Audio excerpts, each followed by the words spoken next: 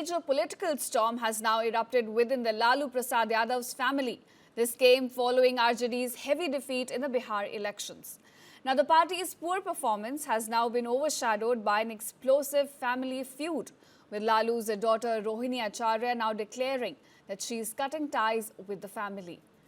Now, in a series of deeply emotional posts on social media, Rohini revealed that she is quitting politics, alleging that she has faced humiliation, pressure and accusations from within the family. She claimed she was abused, told she had donated a dirty kidney to her father and also accused of doing it for money and a party ticket, charges that she has strongly denied. Now, Rohini said that the treatment she received has left her orphaned, urging women across the country not to sacrifice themselves in households where daughters are judged differently from sons. In fact, calling the accusations heartbreaking, she also warned daughters not to repeat her mistake of choosing a parent's life over marital demands. Now, viewers, this crisis that's unfolding right now, it began after the RJD managed to win only 25 seats in the assembly elections of Bihar.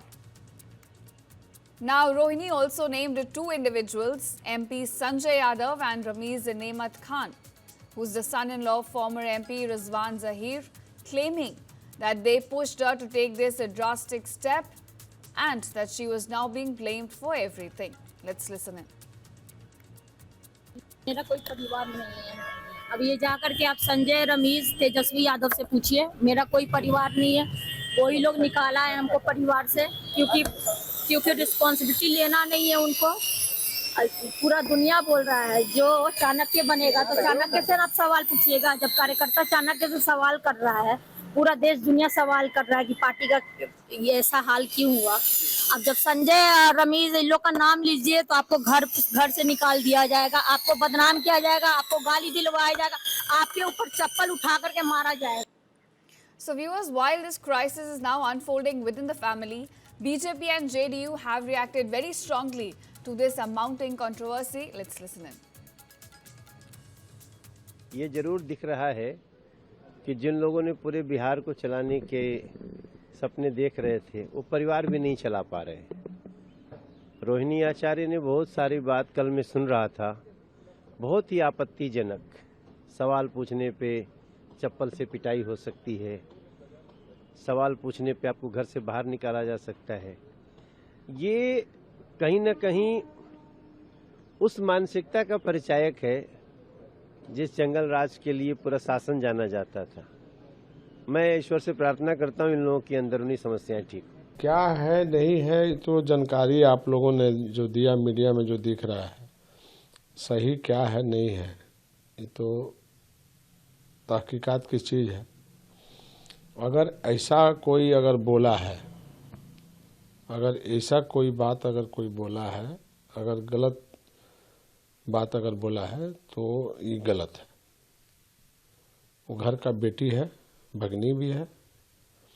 कोई भी अगर कोई बात बोला है तो उसको मैं गलत ठहराता हूँ। उसको खुद जो है अधिकार है, बेटी भी है घर का, उसको पूरा अधिकार है कोई चीज़ भी बोलने का, कहने का, सुनने का।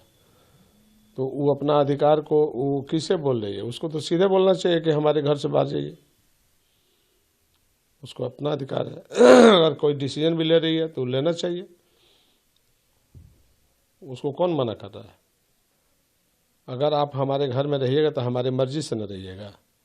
हमारा मर्जी नहीं होगा निकाल देंगे। तो उसका घर है, रोहिणी का घर है, माता पिता वहाँ रह रहा है, सब लोग रह रहा है, भाई बंधु सब लोग हैं। अगर कोई ऐसा बात है तो उसको अधिकार है, कह देना चाहिए था मेरे घर से जाइए। आप हमारे घर में क्या कर रहे हैं? ये सब बर्दाश्त नहीं होगा। गलत सलत काम आप कर रहे हैं घर में, निकलिए। ये कहने का उसको पूरा राइट है, अधिकार है।